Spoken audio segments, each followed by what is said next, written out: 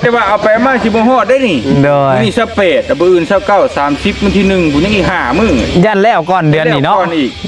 ต่อมาให้พอสมควรแล้วก่อนเพิ่มว่าไว้แล้วก่อนนั้นจะได้เชียร์น้ำเชียร์ในให้เราอีกหัวเสือได้เราต้องการน่ะหัวเสือข้อขาดแมนโอเคจัดให้ได้อยู่นะจักล่างจักไรแต่คันกายฮะเราว่าแล้วเราสิรุดให้ขาสร้างนะบ่รุดได้กายเห็นบ่ใจเลยซอยพี่โอ้ยเนาะแต่ว่าคาดการไปสิบ่ฮอดเนาะโดยว่ามันโบกอันว่าเทพื้นแล้วนี่มันกับมิตรโบกกับติดประตูกันแล้วเด้ดีนะอีก2 มื้อมันทำไว้พี่น้องเอ้ยโอ้ทำไว้แล้วเบิ่งหาบอลตี้ก่อนเด้อหาบอลตี้ก่อนเด้อได้อยู่ที่โอเคต้องแข่งมุงซุ่มเฮานอนเบิ่งพี่น้องเอ้ยเอาเบิ่งช่วยกันพี่น้องเนาะเพียงหรือบ่เพียงคือโคตรอยากให้เฮ็ดแบบบานเฮ็ดแบบใดก็ได้แบบให้มันลุกอยู่ห้องนอนได้บ่เฮ็ดแบบใดก็ได้มันลุกอยู่บนนอนให้น้ำอ่างให้น้ำอ่างอยู่ห้องนอนได้ให้มันลุกอยู่เลยให้นั่งดูงามเนาะใส่ไม้เสื้อราอะไรกันโอ้มันตัดกันนะพี่น้องเนาะสีตะโมกับสีแดงนะงามได้คำเดียวเลยว่างามพี่น้องเลยเนาะ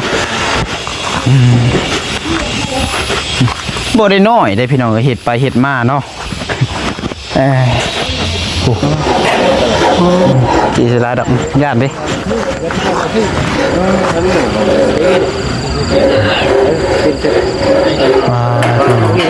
บักยาวบักมุงแล้วเพียงเนาะโอ้คือว่าคัก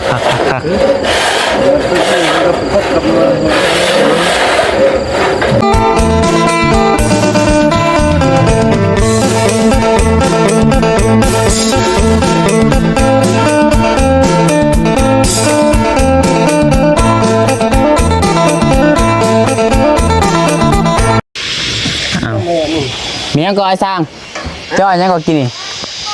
ว่าไอ้นะมื้อนี้ในมัดมือนี่ปั้นเทวดาอะไรที่เทิงตลอดบ่ได้ลงมาดิสร้างว่าแทบวันนี่ทางทีมงานว่าเตยนมาให้กินอยากเข้าอย่างน้ำมือยุ่นขึ้นให้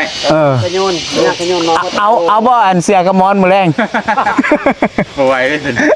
โอ้บ่ไหวอะไรจะขับควันได้ยันว่าเนาะจังได๋อายุเทิงนี่บ่ได้เหยียบเต็มตัวได้เหยียบแบบเบาๆครับตอนนี้ยองเนาะมันก็เลยแบบเห็นให้เฮาเมื่อยเนาะเฮาย่องๆนะบ่เต็มที่ติเอาสบายดีได้เด้อสบายดีเด้อพี่น้องเด้อสบายดีคนไปคนมาวัดมือก็เห็นหน้ากันก็บ่ได้ไปทางใดจนตัวเพื่อนสิแล้วพุ่นแหละทีนี้จากกันพี่น้องเอ้ยอดดาวอีกบ่เกิน3มื้อดอกบ่นัดกันไว้เลยถ้าเลยวันที่2บ่จ่ายเงินก็นั่นแหละบ่เกิน3มื้อดอกจังว่าแต่ว่าเอาไปมาสิบ่ฮอดได้นี่นี่28แต่มื้ออื่น29 30มื้อที่1พุ่นยังอีก5มื้อยันแล้วก่อนเดือนนี้เนาะก่อนอีกต่อมาให้พอสมควรแล้วก่อนเพิ่มว่าไว้แล้วก่อนนั้นจะได้เชียร์น้ำเชียร์ในให้เราอีกหัวเสือได้เราต้องการน่ะหัวเสือข้อขาดแมนโอเคจัดให้ได้อยู่นะจักล่างจักไรแต่คันกายฮะเราว่าแล้วเราสิรุดให้ขาสร้างนะบ่รุดได้กายเห็นบ่ใจเลยซอยพี่โอ้ยเนาะแต่ว่าคาดการไปสิบ่ฮอดเนาะโดยว่ามันโบกอันว่าเทพื้นแล้วนี่มันกับมิตรโบกกับติดประตูกันแล้วเด้ดีนะอีก2 มื้อถ้าพวกมือเนี่ยเนาะมันพวกที่คนโบกยาวมัดมือเนาะมือใส่กันมือกาแฟน่ะจบ2 คนละมีชาวบ้าน2 คนพวกว้าต้องมันกระชิดครับมันกระทิ้งกี่บ่ฮอดเลยมันกินแล้วก็ชิดเดือนอีกบาทเราคาดการไว้ว่าอีก2 มื้อนี่ให้ปิดงานโอ้บางปีบางทีเนาะโอ้ยประวัติศาสตร์เลยพี่น้อยประวัติศาสตร์เฮงไงดีเห็นเพื่อนบอด10 มื้อเพื่อนบอด10 มื้อประวัติศาสตร์เข้าไว้เจ๊กได้เส้นก่อนแล้วประทับตาดิเพื่อเราทีมงานที่มามัน5 คนเนาะเฮ็ดคุณไปมานั่งหลังไม้จะนะเรียกเอาลัดไปแล้วเอา เอาเป็นมาเล่นถัดเลี้ยวก่อนกำหนดจัดให้2ลังไป เอามีอัน เลี้ยวก่อนกำหนดให้2ลัง2ลังอัดสีด บ่เมาเต้ แล้วแต่เมาแล้วแต่4 คนหนึ่งคนละ บัตรกินนะมันบ่ซีเด้ มันหลายคนเรียกว่าจะใส่แล้วบัตร 10บ่ได้บ่ บัตรเฮ็ดดีซีอยู่ บัดกินแล้วมาบ่แล้วบ่เอ้ยเอาพี่น้องเอ้ย จังว่ากัน มาบัดนี้ถือว่า เพราะว่าถ้าเลี้ยวไว้อีหลีนะเลี้ยวไว้อีหลีเฮาก็สิถามเรื่องตัวท่าสีให้เพิ่นเลยให้มันท่าสีเลยว่าสิราคาก็ว่ากันอีกแล้วที่สีมาให้นะตัวนั้น งามแล้ว งาม โดย มีแต่ว่าโบกข้างนอกก่อนซะเด้อย่างบ่ได้เนี่ยโบกข้างนอกก่อนบืนให้มันแห้งไว้เดี๋ยวเฮาท่าสีมันจังคิดเด้ แล้วก็ข้าวบานเนาะ แม่ ที่ทั้งนอกกันวะ ด้วยอยากท่าย่างบ่ได้ก็ท่าข้างนอกก่อน แม่นแล้ว เจออะไร ขอบใจง่ายกันโอ้ขอบใจแล้ว ก็ดีใจได้ดิพอเราก็ซอยแต่เศร้า ซอ พุ่ ยเต็มที่ อ่า เที่ยวเพิ่น โอ้เสียสร้าง บ่ได้เที่ยวผู้ตายอันขอโทษ ผู้ที่ทำ ผู้ที่ท เพื่อนเพื่อน โดย ำเที่ยวหักเที่ยวแพงที่เที่ยวก็ข่อยไปเสไปร่วมกันนั่นนะ มีเพื่อนนั่นนะเที่ยว แม่น เพิ่นมาซอยเที่ยวเพิ่นก็ดีใจเนาะ เด้อเอาเงินให้แล้วก็บ่อยากเอา ฮอดกันบ่แล้ว แล้วเพื่อนอยู่ข้างนี่เนาะมีหยังเอิ้นกันมาคิดก่อนเนาะ เด้อแม่น แล้วสลบใจเอา เพื่อนก็ส่งเดียวก็เพื่อนเล่าอีก ยึดกันนั่นแหละเป็นเสียเดียว โอเค ไปโอเคได้อน้อง โด เด้อย โอเคเดี๋ยวเบิ่งทางนี้ก่อนนะพี่น้องเนาะเอาพี่น้องเนาะคือว่าทางสร้างเพิ่นแก้ตัวนี้พี่น้องเอ้ยแก้ใส่ลบตัวกับใส่ไมซล่าอะไรมันก็งามขึ้นลายพี่น้องเนาะงามตัวงามเลยแหละพี่น้องเนาะเพราะว่าทางสร้างเพิ่นตัวน่ะบ่เคยเฮ็ดแบบนี้นะพี่น้องเนาะบ่เคยเฮ็ดแบบนี้ถือว่าเป็นหลังแรกเนาะสร้างเนาะที่ว่าได้ใส่อันลบแบบนี้นะเป็นหลังแรกเนาะคือบ้านซุมเฮาหาเฮ็ดประจำแบบนี้แหละพี่บ่ค่อยมี ส่วนหลายเพิ่นสิบ่ได้ใส่ไมเซล่ามันแพงเพิ่นสิใส่แบบไม่แป้นเด้เดี๋ยวทาสีเอาอันนั้นเพิ่นเดินแป้นลมเอาถือว่าจังได๋ก็แล้วเนาะมื้อนี้หาได้ราคานี่ยังได้เดียวหนึ่งเนาะ จะน่าจะหั่นน็อตแล้วก็แล้ว โอเคเอาสู้ใส่เด้พี่น้องเอ้ยเพิ่งมาเบิ่งทางนี่ก่อนซะเพราะว่าทั้งสร้าง2คนนี่ก็เทพื้นอยู่ลุ่มพี่น้องเอ้ยโอ้เรียบร้อยป่ะ สบายดี เจ้าสบายดีเรียบร้อยป่ะ เรียบร้อยแล้ว สร้างเนี่ยก็ว่าลืมซื้ออีกเลยลืมซื้อแล้วว่าสิหายเนาะ ไม่ก็ได้ ถ้าสร้าง4บ่เจ้าหาไผก็ว่าซื้อตัว44นะไผก็ผู้ใดอยู่เทิงบ่ 4 คนเนี่ยนี่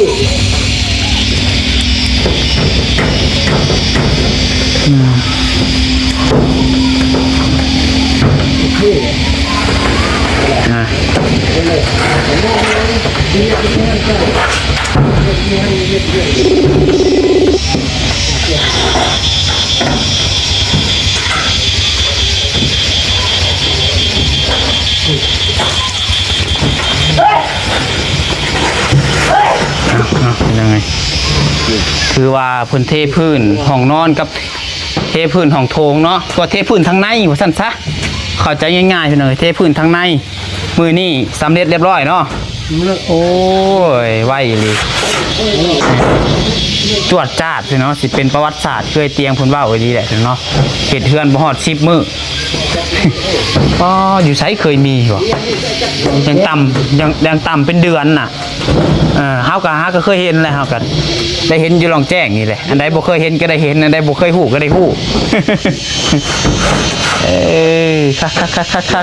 เอาไปอัดมันเจออีกเอาบุกเลย ให้เตรียมเพิ่นสิอัดฉีดช่องล่างพุ่นน่ะพี่น้องเอ้ยกันแล้วก่อน เก็บเลยเก็บยง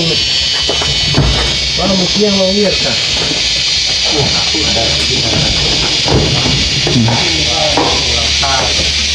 ไปเรียบร้อย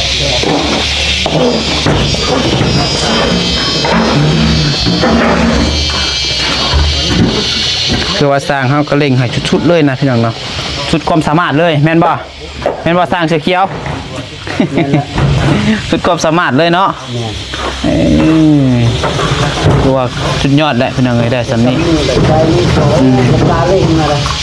เล่งกว่านี้มันสิกายโค้งมันสิบ่ไหวเนาะกายโค้งจังหน่อยมันอันตรายพี่น้องเอ้ยมันสิห้องหมอกายซ้ำทางนี้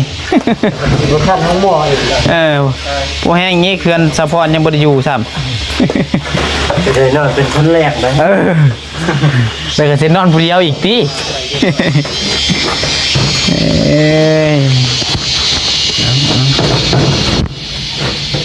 จะเป็นแบบตัวนี้ก่อนเป็นยังไงเรียกว่าสุดยอดลาย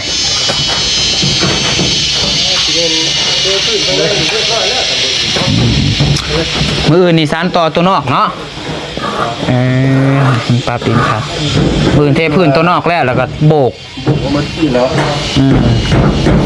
โบกก่อนป่ะโบกตัวนี้ทางหน้าก่อนแล้วจากเทพื้นถ้าดินเขามาใส่เป็น โอ้แม่นแหละเนาะโอ้ยเพราะว่าห้องครัวกับเพิ่นเจียวดินเข้า เพิ่นเอาดินเข้าแล้วมันเกลือ แม่นเนาะจงไว้เพิ่นเทก่อนซะ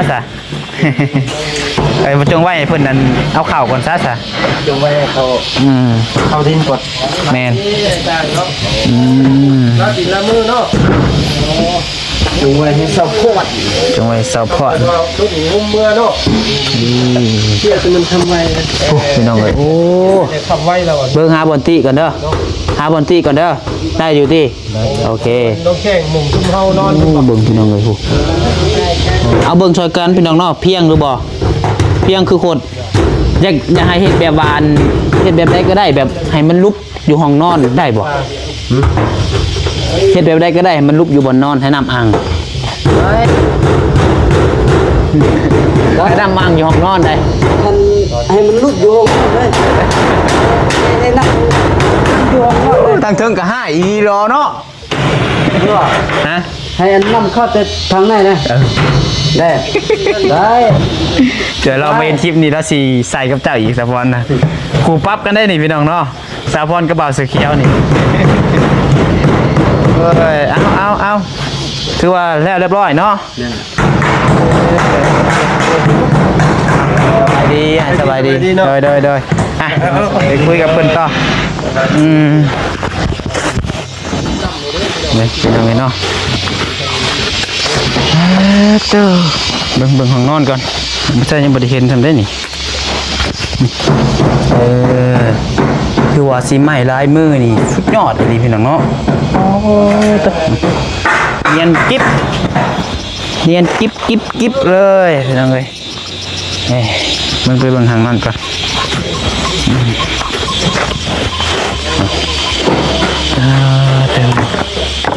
คันผู้ปาดบ่เป็นนี่ก็บ่ได้อีกได้เนาะสามเหลี่ยมสามรามนี่ก็เมื่อยบ่มื้อนี้ ธรรมดาอยู่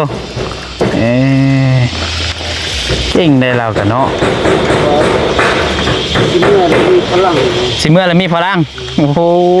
ใกล้สิเมื่อแล้วมันมีพลังเติมตลอดเติมพลังแล้วบ่เมื่อแล้ว คล้ายๆแบบอันตอนดึกเลยนะเนาะฮอดเวลาน้องบ่อยากนอนแบบสินะเนาะ อันนี้มันค่ำสิได้เมื่อแล้วกับมีพลังขึ้นมาอีกติตอนเว้นน่ะคือว่าอยากนอนบ่ โอ้ปกติเพราะว่ากลางเว้นกลางคืนปกติ มื้ออื่นอย่าลืมช่องลมเด้อ สองนุ่มลืมแล้วดิเศร้าหั่นก็นี่มื้อนั้นก็แล้วล่ะ นั่นแหละก็จะเจ้าว่าสิเจาะใส่ไม้หั่นน่ะสิเจาะ มื้ออื่นพวกก็ได้มันแห้งก็คักก่อน เพราะว่าไฟมาแล้วก็เอาเหมือนปัดง่ายเลย แม่นมื้ออื่นก็คือสิปกติแหละเนาะมันจันทร์เด้พี่น้องเอ้ยมันก็สิเอ้าคือว่าหลังคาเฮาเพื่อนใหญ่สำเร็จแล้วพี่น้องเอ้ยนี่ยอดลายชุดยอดลายคักพี่น้องเนาะโอ้ยส่วนทางนี้ก็แล้วนี่ต้องได้เมียนต้องได้เก็บอีกเลยพี่น้องเนาะ6ลาย ย่านเหยียบตะปอกตะปูอันตรายเด้นี่คือว่างามแถวเนาะใส่ไม้เสื้อราอะไรกะโอ้มันตัดกันนะพี่น้องเนาะสีตะมูกับสีแดงนะงามได้คำเดียวเลยว่างามพี่น้องเลยเนาะบ่ได้น้อยได้พี่น้องก็เฮ็ดไปเฮ็ดมาเนาะโอ้ตัวบ่ได้น้อยจักดีอยากซ้ำเพื่อนน้องสายฟ้าผู้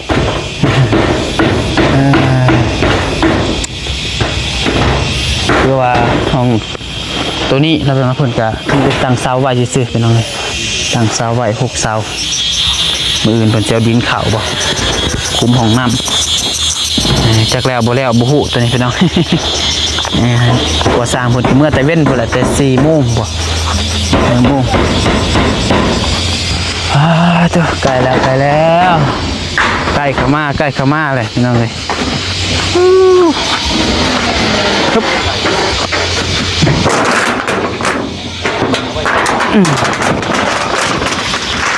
โอ้ยังอีกแผ่นหนึ่งเนาะยังอีกแผ่นหนึ่งใส่ลบข้างเลยก็คือว่าปิดงานจบภารกิจนะพี่น้องเลยชุดยอดลาย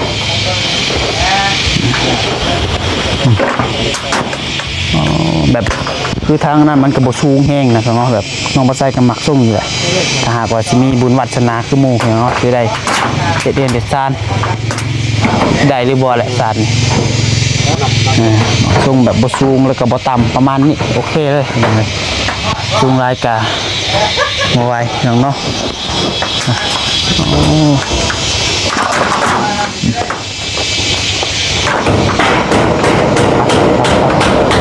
บัดแล้วนี่ให้สิงามพี่น้องเนาะโอ้ยชื่อว่าสังกะสีหรือสิ่งนี้ก็สิยังอยู่แผ่นหนึ่งอย่างเนาะ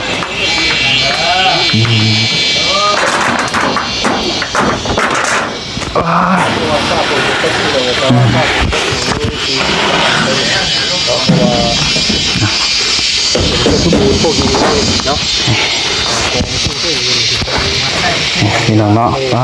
โทษคือว่าโอเคได้มาดอกเวลาก็คือว่าเด็กแหละพี่น้องเลยในหนึ่งเนาะอย่างตอนนี้ก็มีกำลังคือว่าขึ้นมาแล้วสังกะสีเหลือแผ่นหนึ่งพี่น้องเนาะแบบชุบนี่เนาะโอเคพี่น้องเลยเรียบร้อยเนาะปิดข่าวพี่น้องเลยจบงานเนื้อจะใส่ลบเนาะใส่ลบจังหน่อยแล้วก็เรียบร้อยแล้ว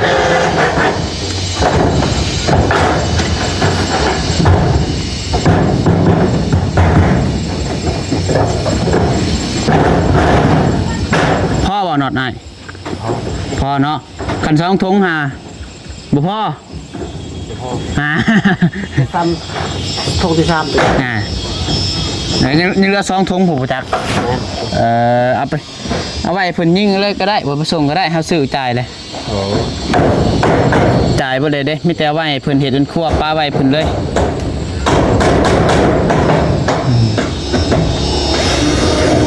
มันเหลือแล้วมันดีพี่น้องเนาะมันบ่พอแล้วมันสิยากมันสิเคิกอีก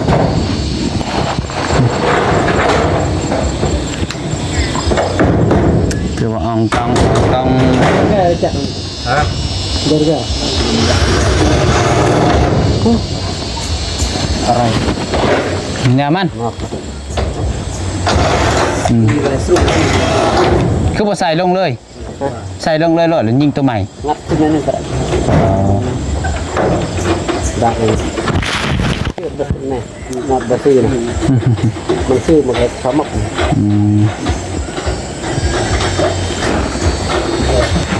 เขียนอะไรก็ได้ให้หลังคาหัวเด้อจะคลองเฮือนแล้วก็ไปอยู่เห็ดเนาะจะคลองเฮือนก็บ่อยู่ไปเห็ดอยู่เห็ดกินแหละนึง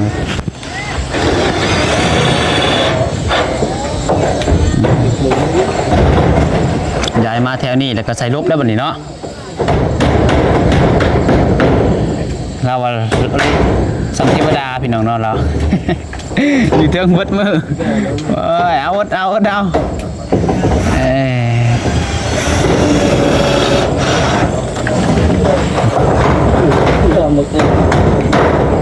ทรงโมเดิร์นคนเดินพี่น้องเนาะโมเดิร์น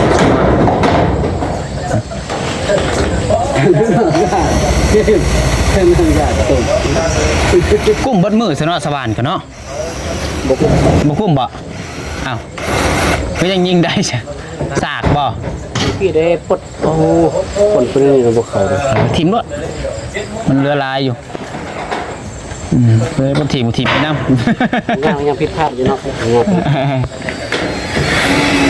ยิ่งบวขาวได้หัวมันบาน ผมมุ่งมันพื้ว่ะ นะบ่ถึก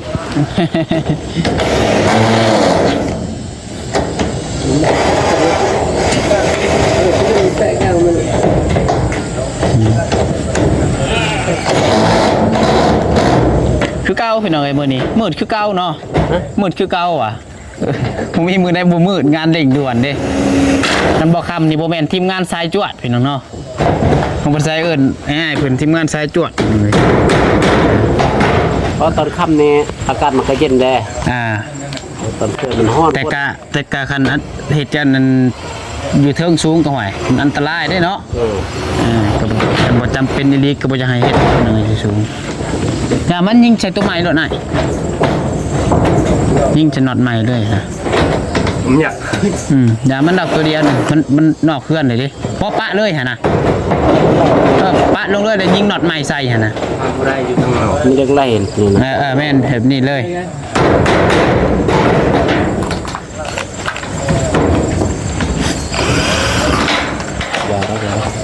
มีเรียกลายรีบจักทีจะต้องครอบก่อนได้ใส่กระทะก่อนจะเสือเหลืองมิซ่าคมบ่อย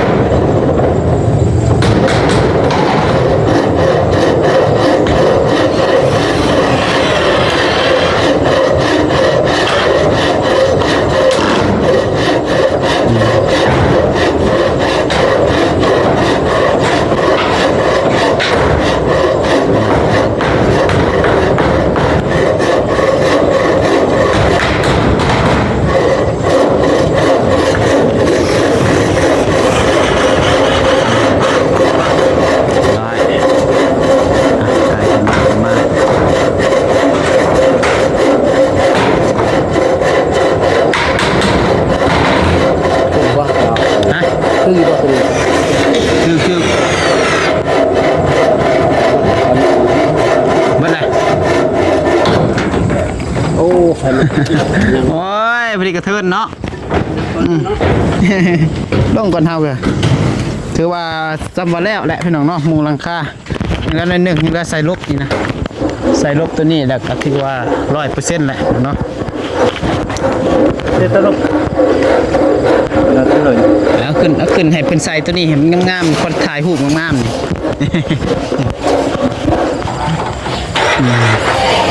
โอ้ถือว่าไวเด้พี่น้องเนาะเอาอีกก่อนมือเดียวพี่น้องเนาะ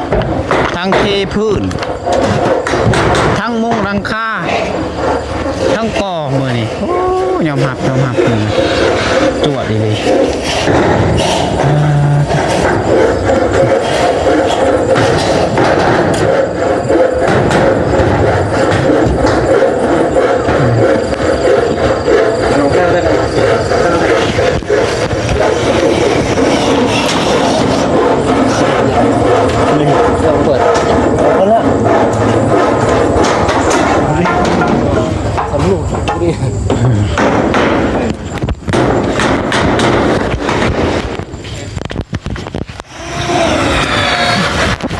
สู้อดทน7 โมงปลายเลยพี่น้อง7 โมงยัง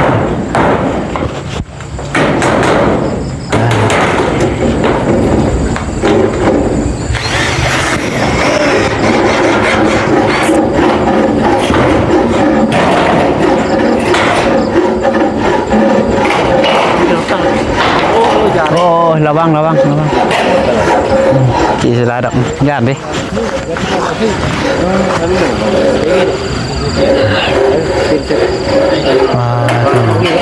บักยาวมุงแล้วเพียงเนาะโอ้คือว่าคัก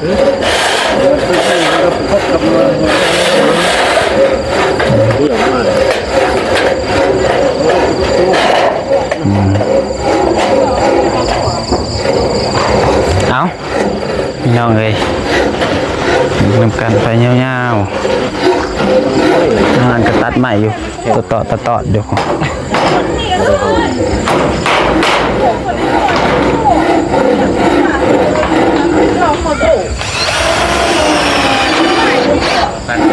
ใช่จริงครับเป็น จำมาแล้วบาดเจ็บเนาะคือว่าใส่ลบครั้งนี้แหละเรื่องขักนั้นก็ถือว่าปิดงานมือนี้เนาะเอาโอเคเด้อพี่น้องเด้อสำหรับเพื่อนซ่านของสะพรความคืบหน้ามือนี้เนาะถือว่าทางสร้างคนมุ่งหลังคาสำเร็จแบบเรียบร้อยพี่น้องแล้วก็เทพื้นภายในห้องนอนกับภายในห้องโถงแล้วเรียบร้อยแล้วพี่น้องเอ้ยมีแต่บ่มืออื่นสานต่อสาบพี่น้องคือว่าโบกแล้วก็เทพื้นทั้งนอกแล้วก็ถือว่าติดบานจบภารกิจสำหรับ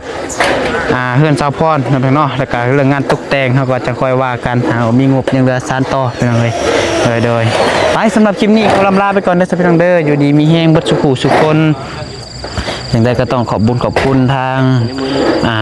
ผู้รักผู้ใหญ่ใจดีเนาะที่ร่วมสมทบกันเฮ็ดบุญเฮ็ดทานในครั้งนี้เนาะอย่างใดก็ขอบคุณหลายๆเด้อแล้วก็ผู้ใหญ่ทางน้องพัดชายนำแน่เนาะแม่เล็กขอโทษกับพ่อนำแม่เย็นทั้งแม่เย็นแล้วก็ทีมงานแม่เย็นนั่นแหละเนาะเดี๋ยวถ้าบัดมันแล้วเดี๋ยวน้องพัดชายสิมาขอบคุณพี่น้องเอ้ยตอนนี้ทีมงานแม่เพิ่นนั่นแหละเนาะกับผู้หลักผู้ใหญ่ทางทีมงานบัจจุกุสุคนน้องเนาะที่เพิ่นร่วมสมทบมาในครั้งนี้ขออนุโมทนาบุญนำขอให้ได้บุญกุศลหลายๆแหละให้บุญกุศลครั้งนี้ส่งผลไปให้แก่ครอบครัวที่เพิ่นซอยสมทบแล้วก็ FC ทุกคนที่ให้กำลังใจโดยตลอดมาให้กลับคืนไปหาทุกคนมีแต่สิ่งดีๆเข้ามาในชีวิตเด้อพี่น้องเด้อเนาะให้เงินไหลน่องทองไหลเข่าเต็มกระเป๋าพี่น้องเอ้ยไปสำหรับคลิปนี้เดี๋ยวจังว่ากันใหม่มื้ออื่นเจอกันพี่น้องเอ้ยไปก่อนแล้วสบายดี